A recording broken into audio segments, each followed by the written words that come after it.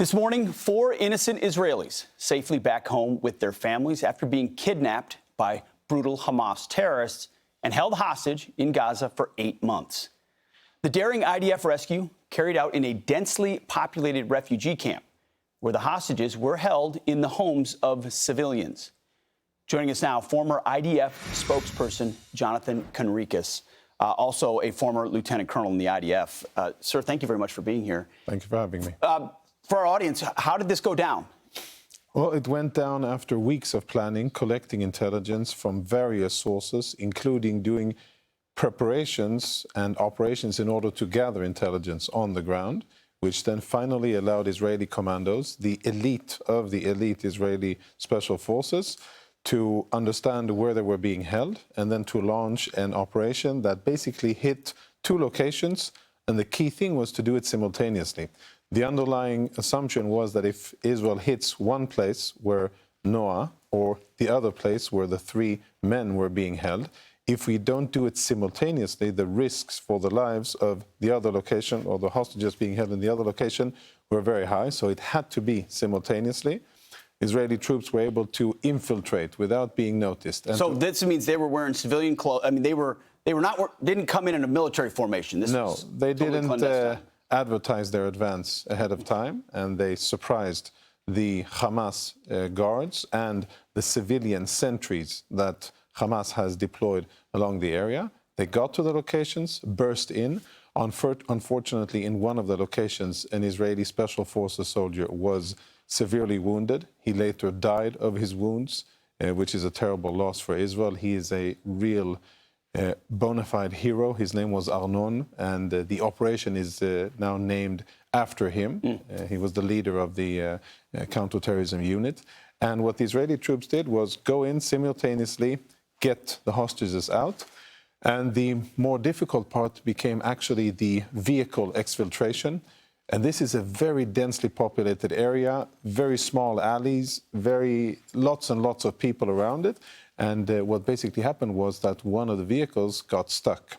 And when they got stuck, they came under tremendous fire. I'm talking massive machine gun fire, RPG, rockets. It was a really intense situation. That is also where I think most of the Palestinian casualties that we see the Palestinians touting on international media, and it gets a lot of attention of the amount of Palestinian casualties. Most of them were in that area where Israeli troops came under a lot of fire with the hostages in the vehicle. And then finally, thanks to an envelope of fire and the Israeli soldiers fighting their way out, made their way towards the coast where 2 helicopters awaited. And the first helicopter took Noah to safety, and then the second helicopter took the other force with the 3 Israeli hostages out. It's incredible. You mentioned weeks of planning. I even read that they built a mock-up of a couple of these apartment rooms. I mean, that's how sophisticated this was in their desire to get inside quickly. Yes, and that is the level of detail that they had to have in order to have any chance of success. And that must be a reflection of serious real-time intelligence that they're... does that mean the Israelis have somewhat of a sense where most of the hostages might be held? Sadly, I don't think it does. Really? This was made possible because Hamas decided to jail these hostages and to have them above ground in a civilian populated area. And we've seen this in the past. This isn't the first time that Hamas jails Israeli civilians in a civilian Palestinian environment, and where, by the way, the people who were guarding and forcing the Israeli civilians to stay there were Palestinian civilians. It's all a civilian situation here, but many other Israeli hostages are presumed to be held underground in specially defended Hamas compounds, with instructions for the Hamas guards there that as soon as you hear any kind of IDF activity, you execute the Israeli hostages. And that is, of course, the main scenario that Israel wants to prevent. There have been successful Israeli raids in the past. In Rafah, about 3 months ago, Israeli forces, again, were able to go in unnoticed and save 2 Israeli men, civilians, who were taken from the kibbutzim. What does this tell you about the strength of Hamas at this? Because this is an area that's been cleared, but it's not fully cleared, obviously. Correct. You mentioned sentries. Those are civilians that have walkie-talkies, and they're willing to give a heads up to Hamas if something looks suspicious. Are they reconstituting in places where you can't have Israeli troops all the time? So what we know that they're doing is that with hostages, they've been moving them around. These hostages that were now saved, they were in different locations, and they tell Israeli soldiers and intel officers after they were saved that we were moved around, and that is what Hamas has been doing with the other hostages as well, to make it as difficult as possible for Israel to actually get in. They've been shifting them around. Move around in civilian populations in is the civilian strategy. population, in civilian houses, sometimes underground, sometimes above ground, with the full knowledge and complicity, and in many cases active participation of Gazan Palestinian civilians. And that's a very important point, because what Hamas does by its strategy is constantly to muddle the line between what's military and what's civilian. And they always try to, all of their fighters, they're dressed in civilian clothes. And then they tout them as civilian casualties. Exactly. Try to then they get reported as such in international to the media international as well. press. Yeah.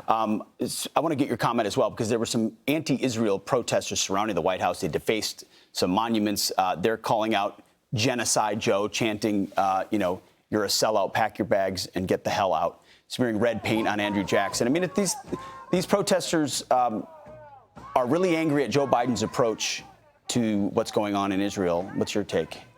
So I've been at protests like these around the world, not only in the US. I've seen them in Scandinavia, I've seen them in other parts of Europe, I've seen them in the UK, and I've seen them here in the US. The common denominator that I see is a lot of hatred towards the West, a lot of anti-American sentiment. Sure, the Jews and Israel are front and center of most of the vicious rhetoric here and most of the hatred. But what I see is a bunch of people who do not respect American values, who do not respect Western values, and are very bloodthirsty towards Israel. What I'm concerned is that more and more of public domain is slowly but surely being conquered by this type of people. Anarchists who have no respect for the past and who stop at nothing in order to get their messages across. Real quick, just is Israel given the ability to actually take out Hamas? Is America holding back Israel from finishing the fight? I think that Israel would likely want to fight harder and faster. And I think that Israel should be doing that. And I think that it would be in the interest of Israelis and Palestinians to get the job done faster and quicker, to get the suffering done. And I think Israel can and should be doing it. We shall see. Well, Jonathan Conricus, thank you for your time. Thank you for having me. Great stuff.